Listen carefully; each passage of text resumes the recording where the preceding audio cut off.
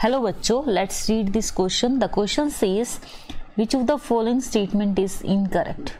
इनमें से कौन सी स्टेटमेंट है जो कि इनकरेक्ट है, मतलब करेक्ट नहीं है।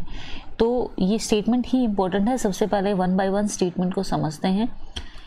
Let's see the key concept for this question. की concept that is formation of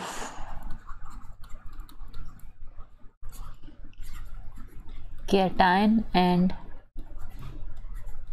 anion by the loss and gain of electron, right? Let's see. First of all जो आपकी फर्स्ट स्टेटमेंट है वो आप समझ सकते हैं कि जो द फॉर्मेशन ऑफ जो फॉर्मेशन ऑफ आपका दिया हुआ है ionic compound depend upon the ease of formation of positive and negative ions from the respective neutral atoms. इसका मतलब ये है कि अगर हम फॉर एग्जाम्पल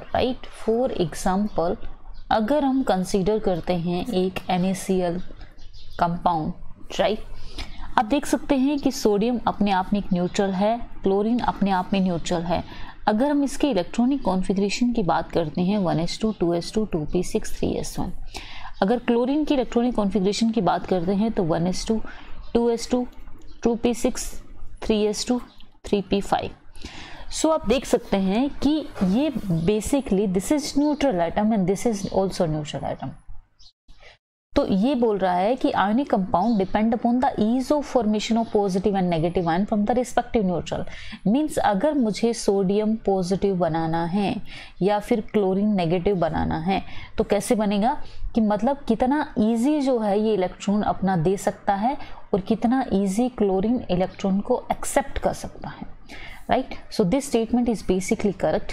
अगर हम बात करते हैं सेकेंड स्टेटमेंट की, सेकेंड स्टेटमेंट बेसिकली ये कहता है कि formation of ionic compound, formation of ionic compound depend upon arrangement of positive and negative ion in the solid.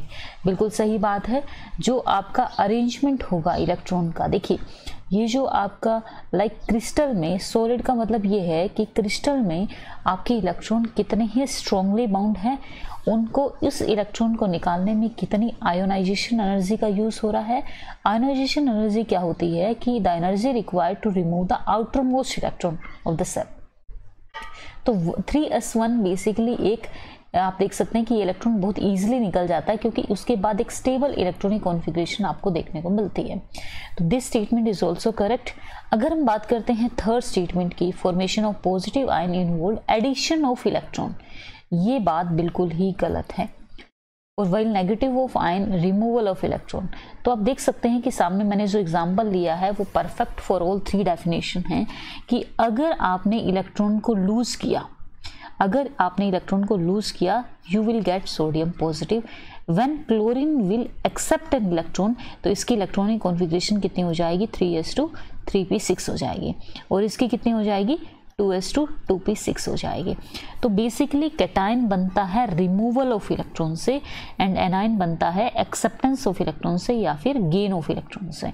So this statement is basically incorrect and D is none of this. So option number C will be your correct answer because this statement is your wrong statement.